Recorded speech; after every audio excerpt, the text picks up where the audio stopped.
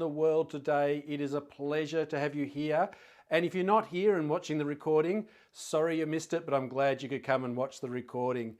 This session today is all about learnership, the skill of learning, and we have people registered from all around the world tonight. So it is a real thrill to be talking to you all either now or in the recording. What I want to do today is talk about this idea of learnership, what it means, how we can develop it in our students, and also invite you to be part of my Learnership Intensive, which is a 4-day, 3-hour-a-day professional learning activity in the end of May and the start of June. So more details about that at the end of the workshop.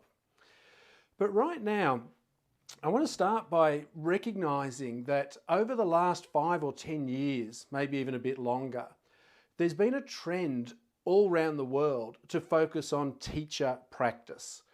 We've had here in Australia, where I live, the Australian Standards for Quality Teaching, which defines what quality teachers do in the classroom, and that's driven a lot of professional learning. We've had John Hattie's work, talking about what teachers do in classrooms and talked about the effect size and what makes the most difference. We've had researchers like Bob Marzano talk about what works in classrooms, and the short answer for that was teachers work in classrooms. And we've had this increasing focus on what teachers have to do in the classroom. And that's been good work. I'm rapt that that sort of work has been done. But I think there's been an unintended consequence that's arisen from that. In fact, 2 unintended consequences.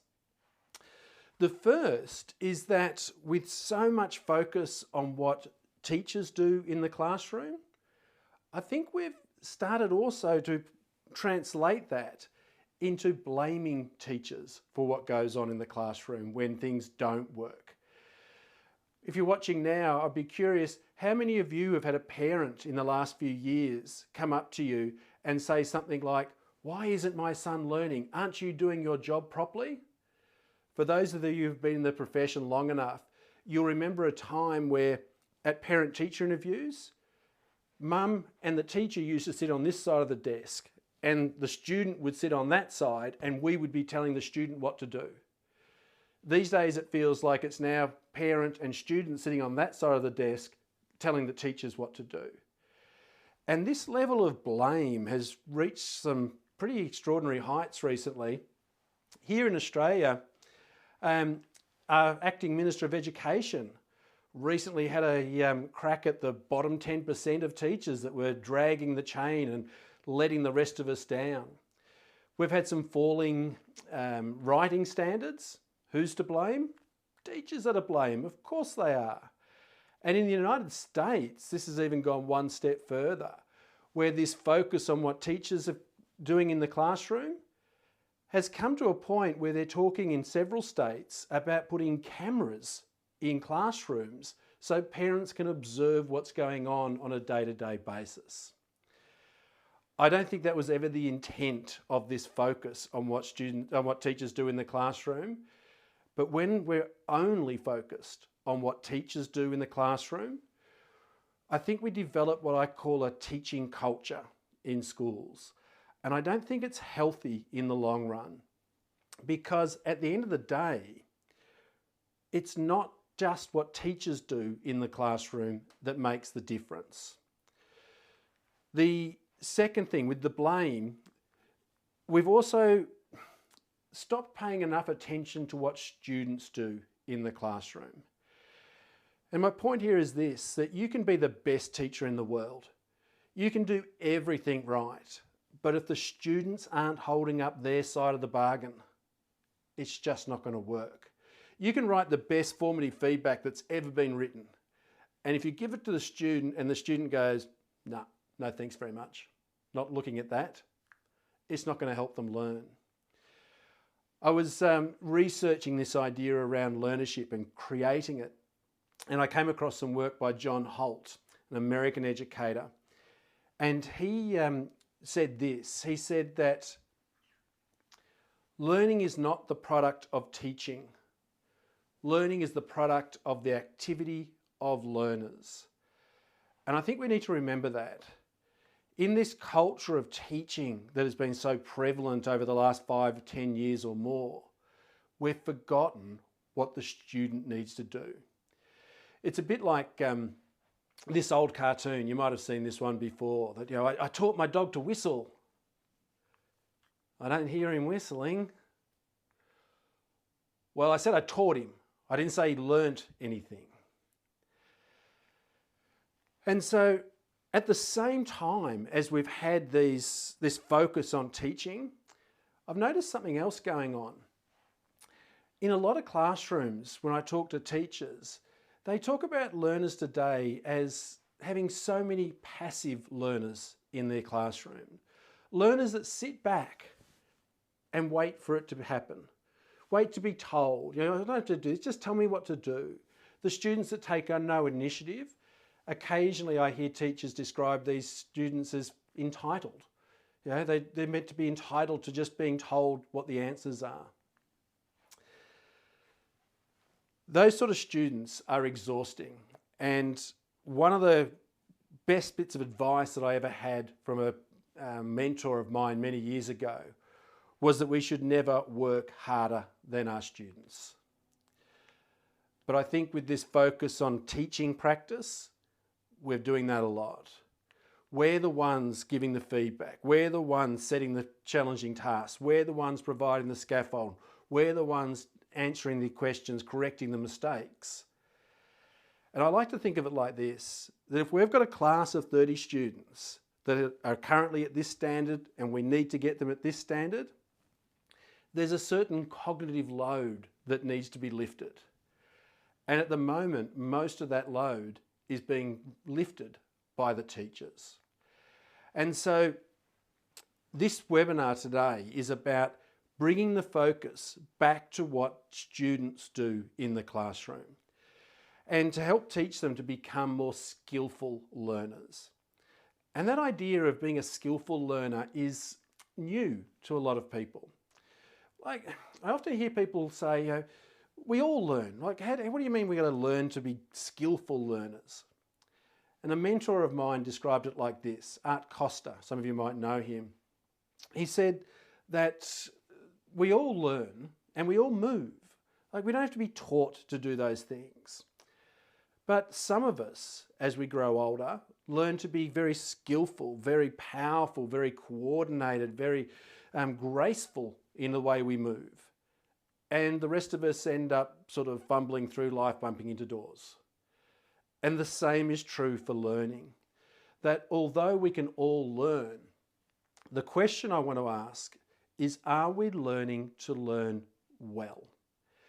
And when you think of whatever domain you consider skillful, whether it's movement, whether it's cooking, whether it's chess or dance or music or something like that, I want you to think about the words you bring to mind when you think about something skillful. You think about precision, you think about commitment, you think about the time it takes to develop that skill, you think about the accuracy and the finesse and those sorts of words. And I would like you to apply those same words to the learning process. How many of our students are learning to learn with finesse? I don't mind what they're learning about, whether they're learning maths or language or art or history or music, but are they going about it with focus and passion? And it's that idea of getting good at the learning process itself that I want to talk about today.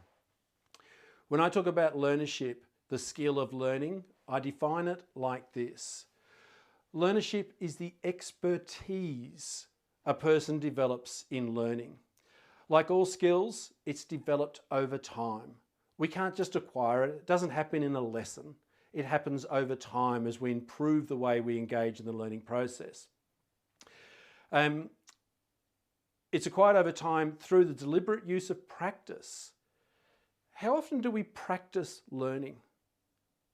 How often do we engage in learning in a new way to see if that helps us learn more effectively? So it's this idea of practicing learning and using specific strategies to help us learn. It's an improvement in the ability to learn and results in the learner gaining more from every learning opportunity. Just think about that for a moment. The class starts, the class ends. How much does each learner get out of that learning situation? More skillful learners get more out of every learning situation. What we used to talk about, for some of us, if you've been around long enough, we used to talk about, some learners are just fast learners and other learners are slow learners, and the slow learners just have to put a bit more work in. Well, I would argue that there's no such thing as a fast learner and a slow learner in any permanent fixed sort of way. There are skillful learners and learners who are yet to learn the skills of learning, to develop them to a level sufficiently high enough to learn more quickly, to get more out of each learning situation.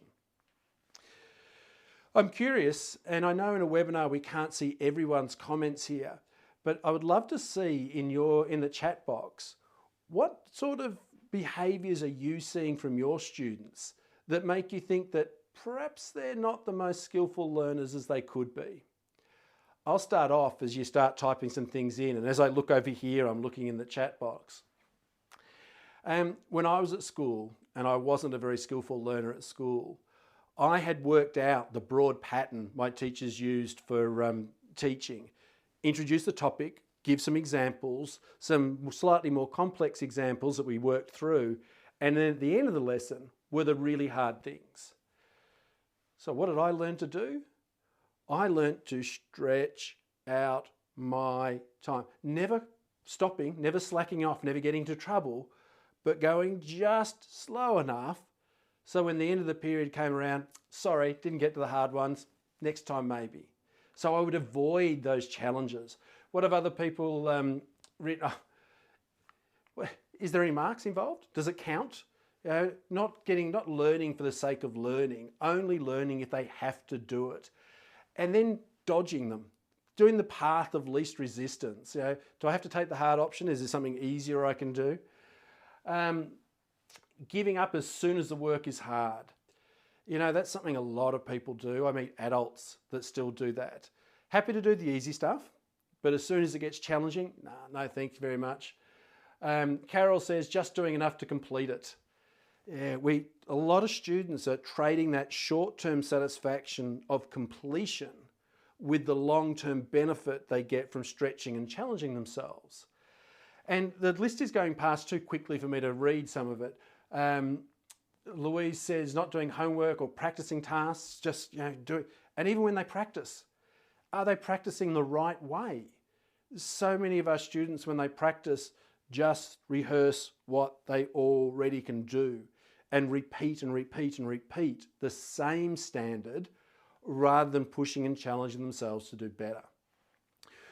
We could go on forever, but we know as teachers the sorts of behaviours we frequently see from students. And the research is seeing it as well. So let's have a quick look at what the research is saying about this idea of learnership. Because although I've coined this term learnership, the research base for it, the idea of becoming a skillful learner, is deepening every day. Of course, we can't talk about research and education these days without talking about John Hattie's work. John Hattie, in his seminal paper around these ideas, pointed out that the home environment has an impact on student performance. Not a huge one, but it has an impact on student performance, about 10%. The school environment, including the impact of the principal, makes up another 10 or 15%, thereabouts. And peers make up another sort of 10%-ish, around about there, so the influence of other students. And then he goes on to say that about 30% of the variance in student performance is down to what the teacher does. And this is where visible learning comes from. This is where all the strategies we've been hearing about, high impact teaching strategies that we talk about, the above 0.4, that's where this focus comes from. But if you're paying attention, this doesn't add up to 100%. John Hattie points out that the biggest influence, the biggest source of variation in student performance is the student themselves. Quoting directly from his seminal paper, John Hattie says students account for about 50% of the variance of achievement. It's what students bring to the table that predicts achievement more than any other variable. And that's what I'm trying to talk about here with this idea of learnership. It's what students bring to the table, the way they behave. And far from being fixed behaviours, some kids are smart and some kids aren't, we can talk about that another day, the sorts of behaviours you and I know that they're bringing to the table are choices. They're choosing not to engage in the hard tasks. They're choosing not to pay attention to the feedback. They're choosing not to make the best use of their time. And these are things that we can change. In corporate world, we're recognising the influence of becoming better learners as well.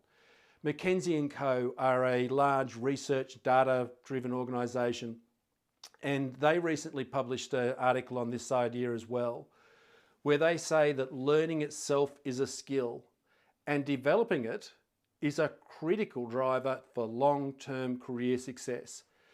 People who have mastered the mindsets and skills of effective learning can grow faster than their peers and gain more of the benefits from all the learning opportunities that come their way. The skills of effective learning that allow you to learn faster and gain more from every learning opportunity. Harvard Business Review, similarly a very big publication in the corporate world, says something very similar, where they say a growing body of evidence is making it clear that learners are made, not born. That's the comment I made before about fast learners and slow learners. They're made, not born. Through deliberate use of practice and dedicated strategies to improve our ability to learn, we can all develop expertise faster and more effectively. In short, we can all get better at getting better. Think about that for a moment. Not just getting better at language or maths or music or art or drama, whatever it might be, but getting better at the process of getting better. That's what learnership is all about. Now, today, obviously, in our short session, I can't go into all the details of how we achieve this. But last year, about this time last year, I wrote an article for the Victorian Maths Association in their journal, Common Denominator.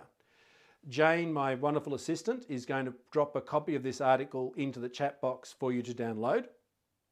And if you're watching the recording, we'll put a link to this somewhere around the recording, or you can go to jamesanderson.com.au/learnership, and these resources are there as well. So if you want to spend a little bit more time diving into what learnership is about, or if you want to share this work with some of your colleagues, printing off a copy of this, emailing a copy of this is a really good introduction to these ideas. But right now, what I want to do is describe what learnership is all about. When we looked at the research, when we looked at what it was to be a skillful learner, I distilled it into 5 different characteristics, 5 areas in which we develop our skills. One was around how we respond to challenge. Do we run for the path of least resistance, or are we stretching and challenging ourselves to do better than we've done before? One was around our habits of mind, our dispositions, the behaviours that we bring to the learning situation. And this, of course, is Art Costa and Bennett Kalic's work around dispositions. Things like persisting, managing our impulsivity, striving for accuracy, and so forth. Then there was how we gathered information to help us learn, how we responded to mistakes and feedback. Did we just ignore that information, or did we actively work out ways to gather it to help us learn more quickly? And the final element that we talk about when we talk about learnership is this idea of effort, how we invest our time and energy. And this is a really important point that we explore a lot in the Learnership Masterclass that we're talking about at the end of this session. That most people, when we think about effort, think about the amount of time and energy we spend on a task. And we confuse effort just with that amount of time and energy. And students put in this sort of effort where they just try harder. And of course, it's not about the amount of time and energy. It's how that time and energy is spent. And just as a little test for you right now, which question are you more likely to ask? When a student comes up to you with some work that's not great, not where you'd hoped it would be, are you more likely to ask them the question, how much time did you spend on this? Or are you more likely to ask them the question, how did you spend your time on this? Because they're two very, very different questions. And when we go through the the Learnership Intensive, we talk about thinking about effort as a currency. And we can either waste our time and energy, go from one end of the class to the other, have nothing to show for it, and haven't changed ourselves. We can spend our time and energy where we go from one end of the class, produce some work, and get to the end of it still the same ourselves. Or we can invest our time and energy in growth, challenging ourselves, come out the other end of the class with something produced and ourselves changed, grown as a result. And that idea of thinking about effort as a currency, and not just how much we spend, but how well we spend it, is one of the features of the Learnership Intensive. Right now, what I'd like to do, if you'll let me press a couple of buttons here, I'll walk you through the Learnership Matrix that talks about those 5 different areas: challenge, habits of mind, mistakes, feedback, and effort, time and energy, and defines 6 different levels of skillfulness.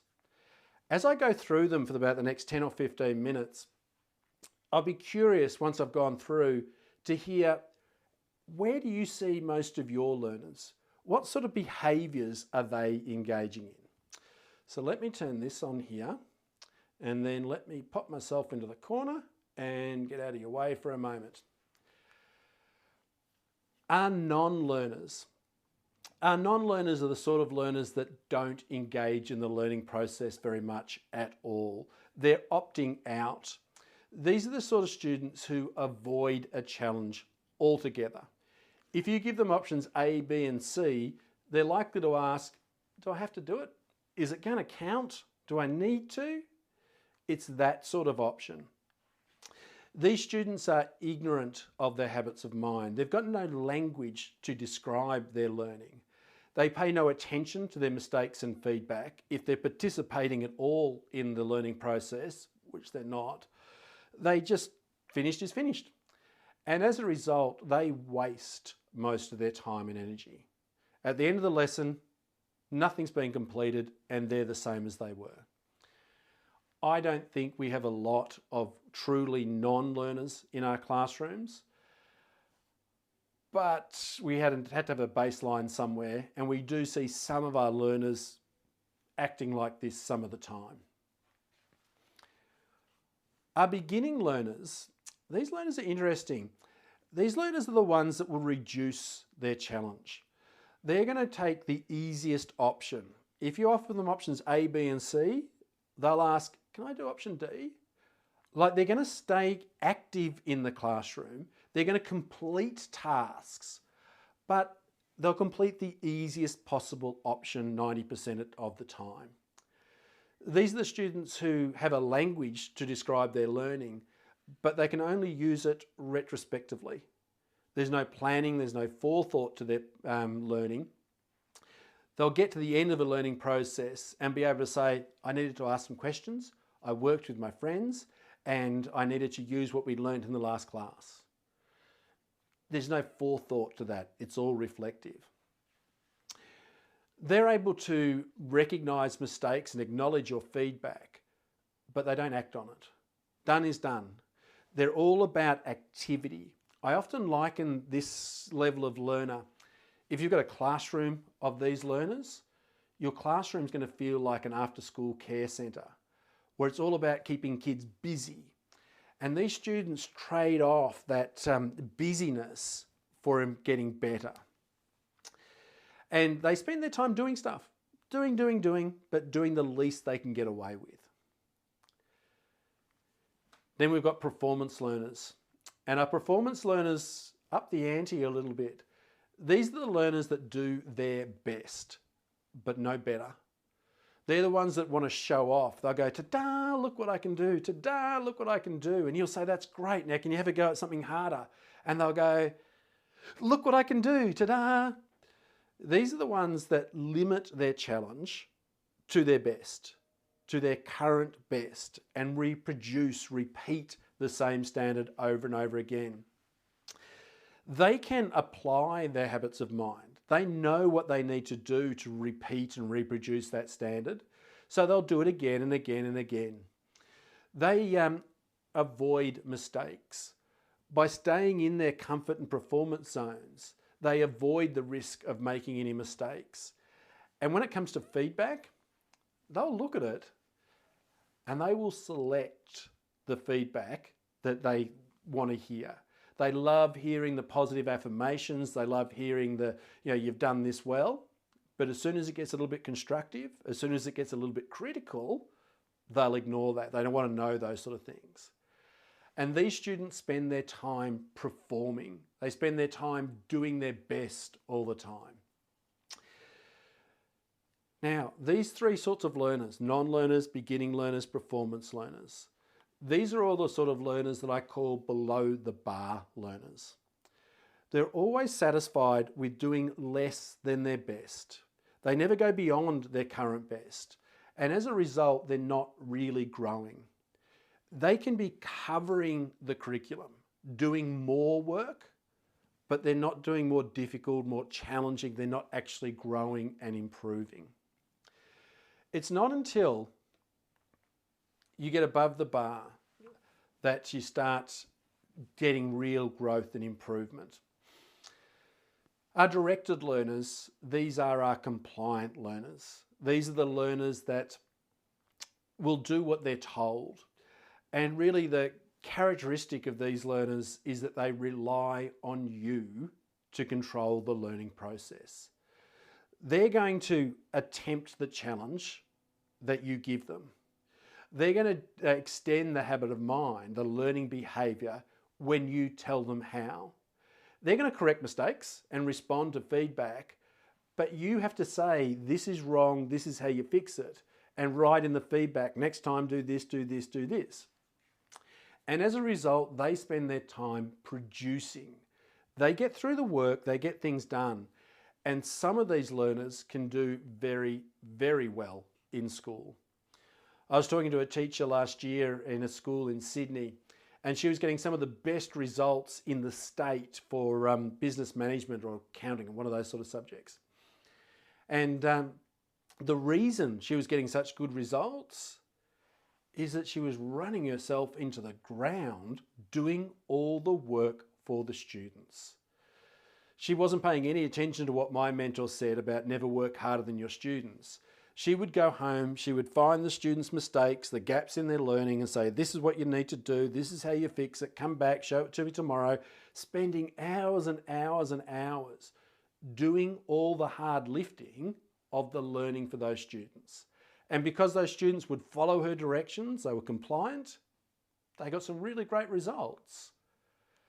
In Year 12, how do you reckon those students are going to go when they hit university? When there's not someone else around them to tell them how to engage in the learning process. That's where the next level of learner comes in. This is the independent or self-directed learner. And the key difference between the directed learner and the independent learner is that the independent learner takes charge of the learning process. The teacher's no longer focused on what's being taught, but the teacher's now more focused on how to learn. And as a result, these students begin to target their own challenges. This is where I want to go. This is what I want to achieve. This is what I want to do. These students can develop their habits of mind. They're there knowing, look, I'm not good enough at listening with empathy and understanding. Someone's going to help me do that. I'm not good enough at managing my impulsivity. I need to get some help to improve that. These students will use mistakes. Rather than just correct them, being told how to do it, they'll interrogate mistakes. They'll look at these mistakes and go, why the hell did that happen? What do I do so that doesn't happen again? And if they can't work that out, they're going to come to you or somewhere else, a book, a resource, and say, how do I do this? Seeking that information rather than waiting for it to be given. One of the characteristics of the directed independent learner is that they are self-directed and that they are proactive in what they do. And these students, you see them striving. You see them pushing themselves, always going towards their goal. But I think we not only can, but I think we need to do better than that. This independent learner is what we've often aspired to. But I think in today's world, this what we call a VUCA world, the volatile, uncertain, changeable, ambiguous world, this rapidly changing world that our students are growing up into, we need to do better than this independent learner. And we need to develop these agile learners. Now, agile learner is someone who embraces a challenge. They don't just do it because it's, you have to do it, it's in the way. They embrace challenges in the spirit of JFK, who said we do these things not because they are easy, but because they are hard. They understand that every time they take on a challenge, they're growing. And it was Nicholas Taleb in his book Anti-Fragile who said that you can't predict the future. It's actually impossible, not difficult, it's impossible to predict the future. But you can prepare for it. And what the agile learner is doing as they embrace the challenge because it's there, they're developing, they're cultivating their habits of mind, raising the bar, making themselves smarter, and in doing so, future-proofing themselves. Where the independent learner says, oh, there's a problem I've got to overcome, the agile learner says, there's a problem I can learn from. Fantastic. I can learn some skills while I'm doing that that'll help me in the future. And you can tell the difference between these people depending on how they responded to COVID. If you are a directed learner, when COVID came along, you went, oh God, someone tell me what to do. You waited to be told how to respond. If you were an independent learner, you said, all right, folks, this is what we were planning to do, but things have changed. So now we're going to pivot. Who's heard that word a lot recently? Pivot and do this instead and set some new goals and overcome the challenges because they have to. The agile learner, when COVID came along, said, this is a once in a lifetime learning opportunity. What a fantastic way to develop some skills I never thought I'd need. And in that way, they go out and search for the information they need. Rather than like the independent learner who interrogates a mistake, the agile learner designs their mistakes. They know what information they need and they think like a scientist and they create the circumstances to give them the information they already know that they need to find. They don't know the specific information, but they know what they're looking for. And in the same way, they tailor their feedback. And I'm going to talk about that in just a second. And these students spend their time growing. And it's actually this difference. I think if you've got a school full of directed learners, you've very much got a teaching culture. If you've got a school full of independent learners, you've got a learning culture, which sounds like a good thing. But I think the culture we're looking for in our schools is actually a growth culture. Now let me talk to you just for a minute about this idea of tailoring feedback, because I know we've spent a lot of time over the last 5 or 10 years talking about feedback in schools and how to give appropriate feedback and all those ideas. And they're all good, don't get me wrong. One of the schools I'm working with in Sydney, though, has adopted this idea that to ask their students to tailor feedback. And the way you tailor feedback is like this. You ask the students up front before they do the task, what is it they're going to be focusing on? All right, it's a writing task. What part of your writing are you going to be focusing on? Is it going to be your topic sentences? Is it going to be your structure of the essay? Is it going to be, what is it going to be?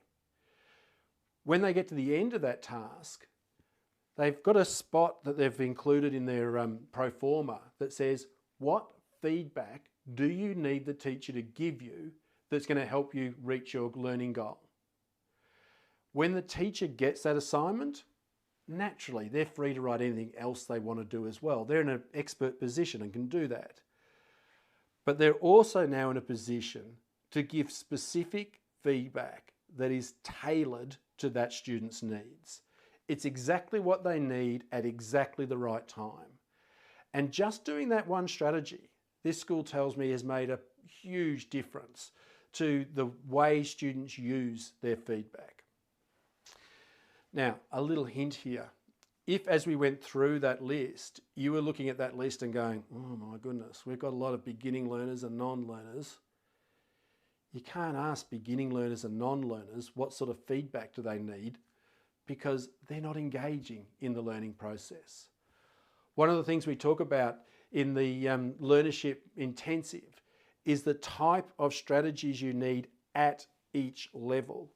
It's not like we can go into classrooms and suddenly expecting students to just do everything an agile learner does. Here's the list, do these things.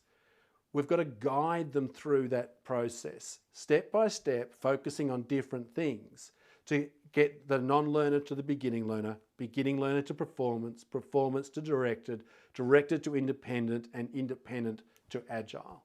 And the way a teacher operates in each of those environments is different. How does all this play out in the classroom? Well, our non-learners, and by the way, as we've just gone through those different learners, jot down in the chat box, what sort of learners do you see often, not always, but often in your classrooms? And if you drop that in the chat box now, I'll come back to it after I've done this part. If you've got a lot of non-learners in your classroom, what will be happening, and this white line here is the expected growth, the 1 year's growth in 1 year's time, your students are at risk. They're not engaging in the learning process at all. And as a result, we're seeing very, very little growth in their performance. This is the sort of thing that brings schools to reviewing and having reviews done at a state and national level and those sort of ideas. More importantly, perhaps, for the people on the call tonight, if you've got a classroom full of non-learners, you're probably feeling absolutely drained. These are the students that require you to do all the work. You're setting the tasks, you're encouraging them, you're cajoling them in some cases, you're doing everything in the classroom. And as a result, you feel like you're dragging these students through the learning process. And you get to the end of the day and you are burnt out. You're just going, oh, can't do this anymore. Beginning learners, at least they're active. At least you're not having to just drag them unwillingly through the learning process. These kids do stuff. They just don't do as much as you would like them to do. And their performance, these are the kids that are underperforming. These are the students who, they're starting to slip below the radar here. And they're getting further and further away from the expected learning outcomes.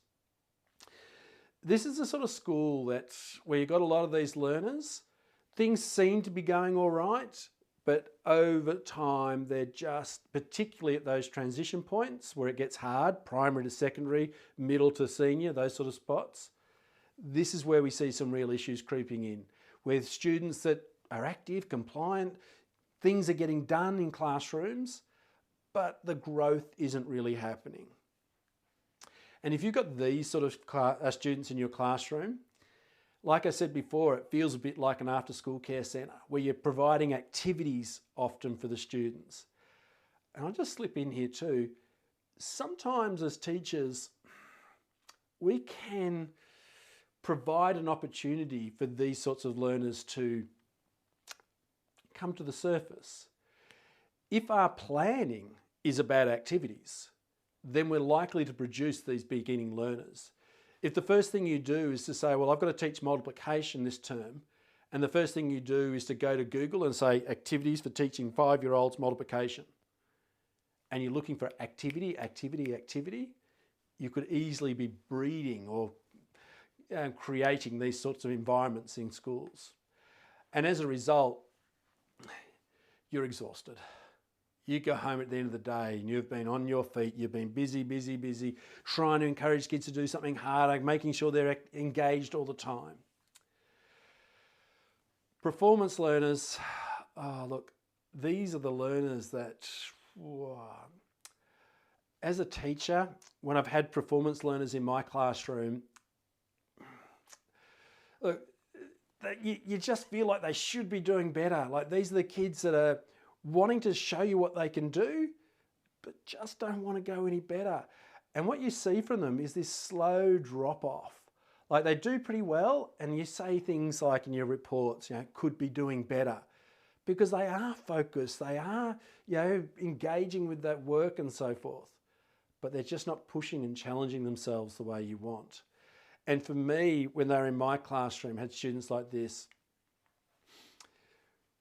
it's frustrating. Like it was just, these kids could do better. And you get that real sense of frustration going on. Remember, these 3 sorts of learners are all below the bar learners. Our directed learners were the compliant ones, the ones that did what they were told, accepted the challenges and so forth. And they're the ones that grow at the expected rate. You get 1 year's growth in 1 year's time, you get your data charts out and they've gone up 1 level. Everything's ticked off, you do the work. And for many of us, that leaves us feeling satisfied. The kid, we've got them through. We've done our job, that's okay. Not much more than satisfied. We're not getting really excited about it, but they're getting through the year.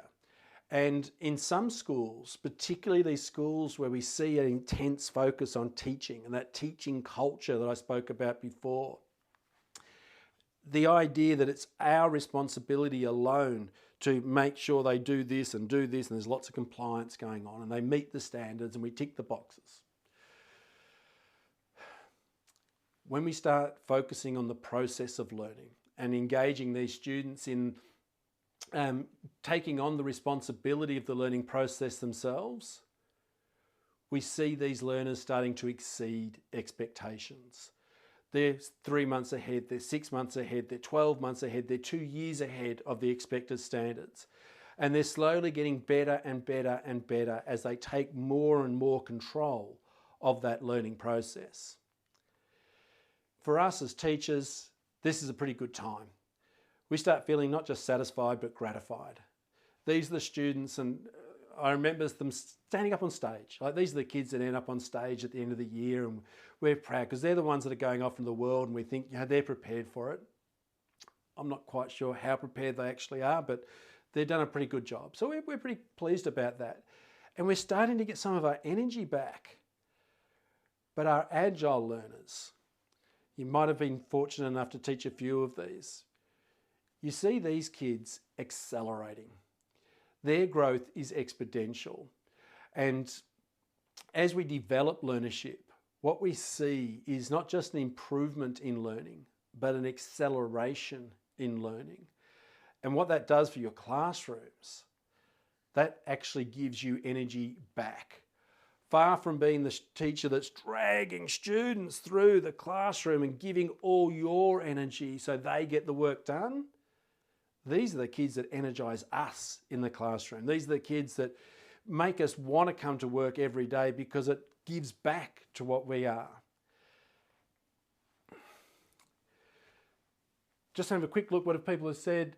Yeah, a lot of performance and directed learners, beginning performance directed learners, beginning and performance learners. Yeah, look. And it takes time to develop this idea of learnership.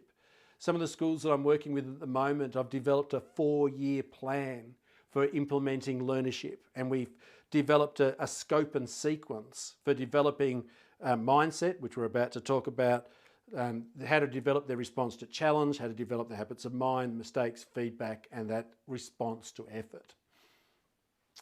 But underpinning all this work around learnership is our work around growth mindsets.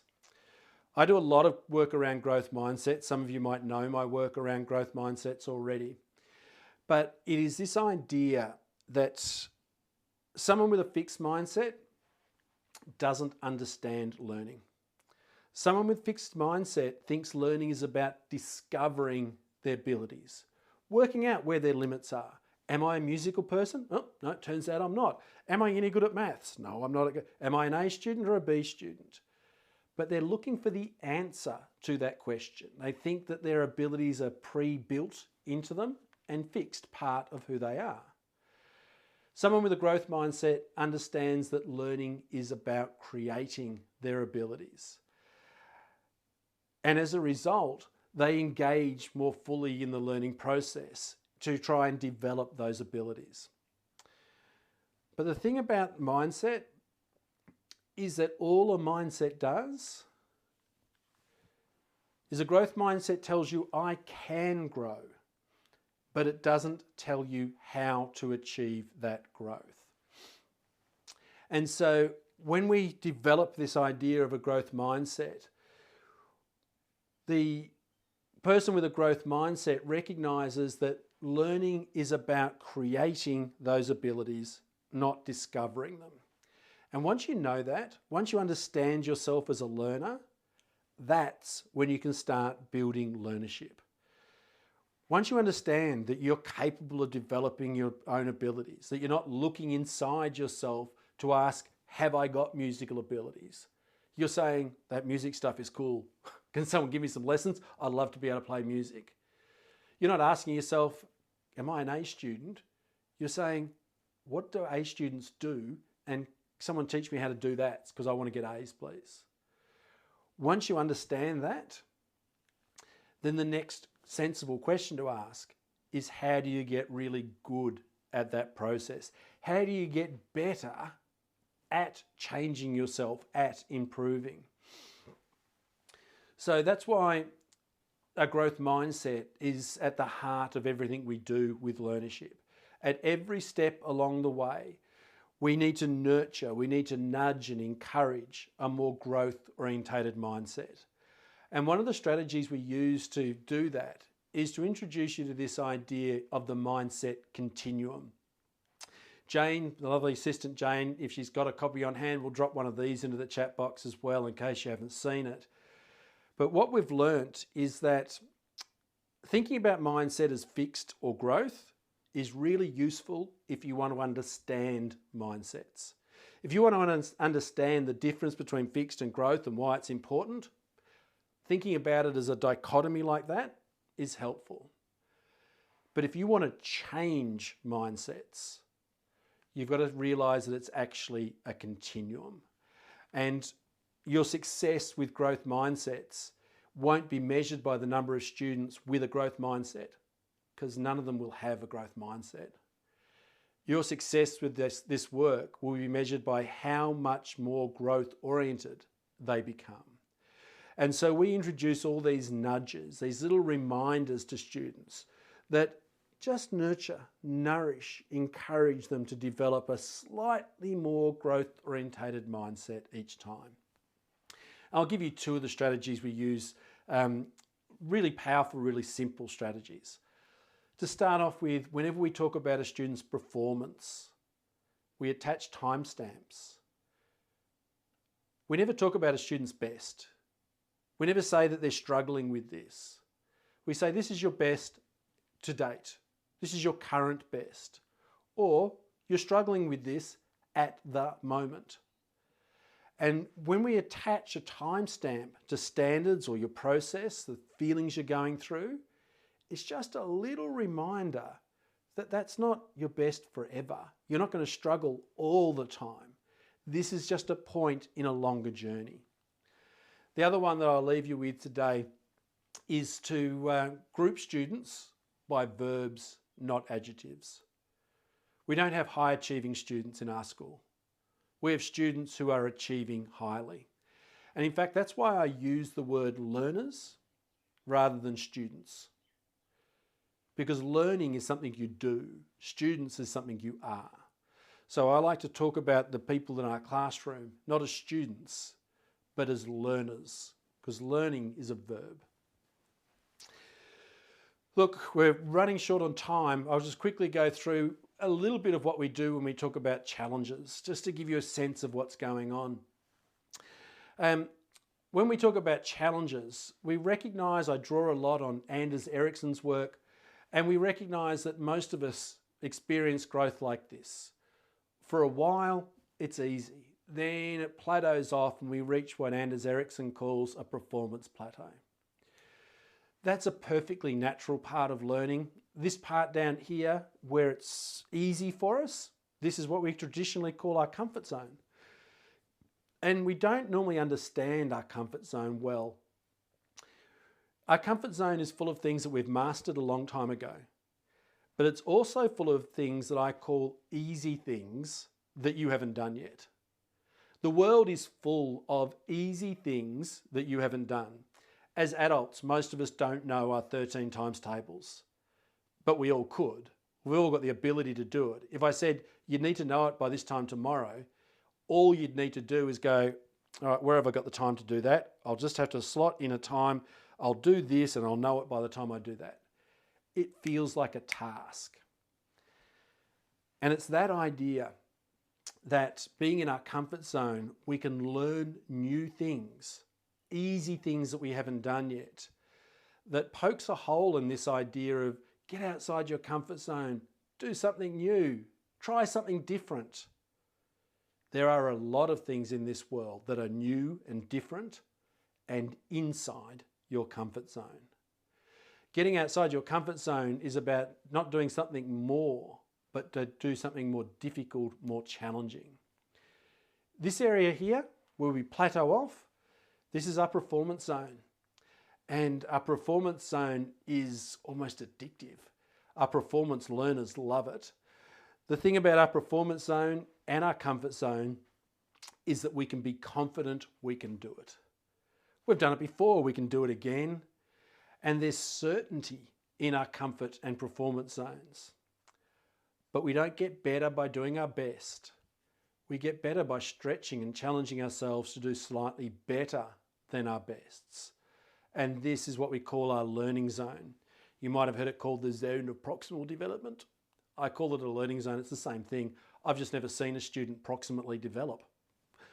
Anyway, when we talk about this as part of learnership, getting to know these different zones is a critical part of what we do. As I said, being in a comfort zone feels like a task. And when we set SMART goals, and that achievable in SMART actually means I already know I can do it. It's not actually a SMART goal, that'd be a dumb goal. Just doing something you can already know you can do. Your performance zone feels like a performance, but your learning zone feels uncertain, it feels like a problem. And John Hattie, when he talks about one of the highest indicators of student performance, that, how does he phrase it? Self-reported grades. That's this area down here. Students know where their limits are and can tell you with great confidence, I'll get this result, because they're not prepared for the uncertainty of going here. And so as part of the Learnership Intensive, we talk about how to help students get comfortable with that discomfort of being in their learning zone. We teach them to recognise that you're not meant to know the answer. If you know going into a task that you already know the answer, what's the point? It's about stretching yourself, but not straining, that it's just that little bit beyond your current best. You should feel 7 out of 10 uncomfortable. All these ideas that it's a natural part to be unsure and uncertain, and to become comfortable with that feeling of uncomfortable and being uncertain. And to importantly be beyond your current best. So you have to work not just on what you're learning, but on how you are learning. When we talk about learnership, particularly in this learnership intensive, we go through how to help students recognise that, how to distinguish between performance tasks, where you're meant to be in your performance zone, and learning tasks, where you're meant to be in your learning zone. How to build that as part of the language of learning in your classroom. Now let me just jump ahead because I'm very conscious that we're almost up to our hour, and I need to make sure that I tell you about our Learnership Intensive. I'm so looking forward to this. We're running this in partnership with the Principals Academy in Singapore, and over 4 days at the end of May and start of June, we're holding 4 3-hour workshops on the Tuesday, Wednesday, Thursday and Friday. We're going to unpack this idea of learnership and show you how to develop learnership in your students. We're going to go through all those different areas we've talked about. We're going to talk about how to develop their relationship with challenge, how to develop their habits of mind. I'm going to introduce you to this fantastic new assessment tool for habits of mind. How to get them to the point where we can start tailoring feedback. We're going to talk about 6 different types of mistakes and why all this work about celebrating mistakes and encouraging mistakes has been an overreaction, and we've got to refocus the way we talk about mistakes. The work we do, I hate doing hit and run professional learning.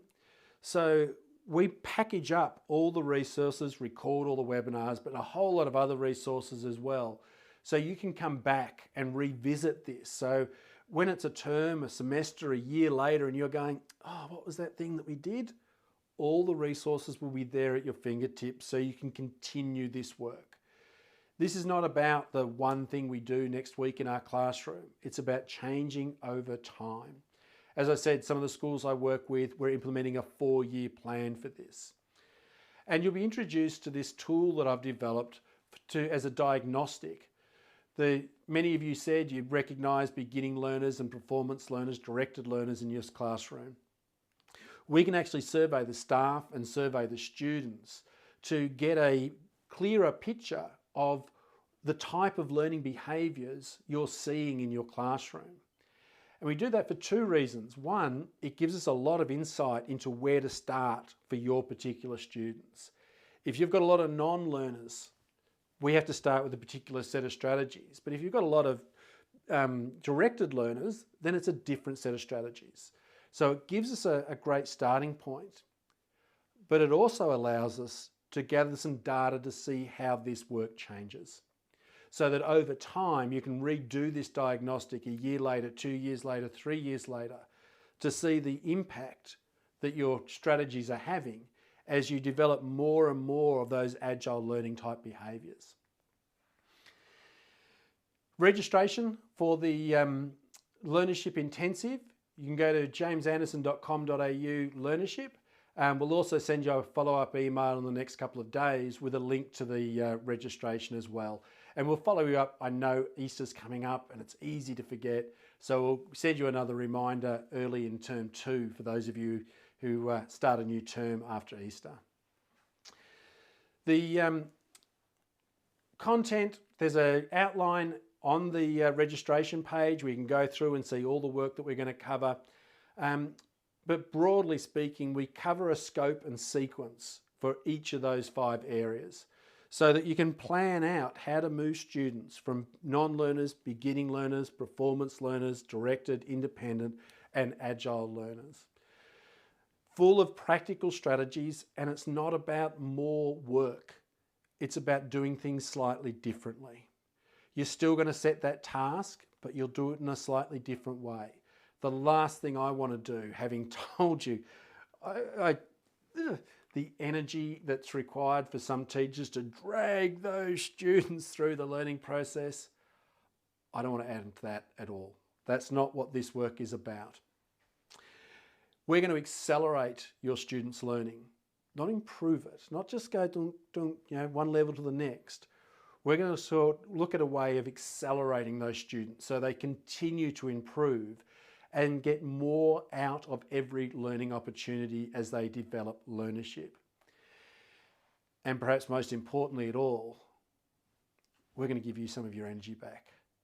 As you have to take on less responsibility for lifting that cognitive load, as students take on more of that cognitive load in your classroom, you get some of your energy back. And as they start moving into those agile learning behaviours, hopefully you actually get bonus back and you actually end up energised in your classroom. So look, I'm very conscious of the time and not taking up more of your time than I told you I would. It is just clicking over the hour here for me. So I'm going to wrap things up now. We're going to send you a follow-up email with a recording of the tonight's webinar. If you're watching the recording, the resources and links to the Learnership Intensive and so forth will be somewhere close to this video. For those of you who have got questions that would like to hang around, I'm happy to hang around for another 5 or 10 minutes to answer your questions, but I'll sort of put a full stop on things right now to let people go who need to go, might need to pick up the kids or have dinner. So thank you so much for coming along tonight. I'll say thank you very much, play a little bit of music, and then I'll be back in just a moment to answer any questions that appear in the chat. So again, thank you for coming here tonight, and we'll see you soon, hopefully in the Learnership Intensive at the end of May and start of June. Thanks, folks.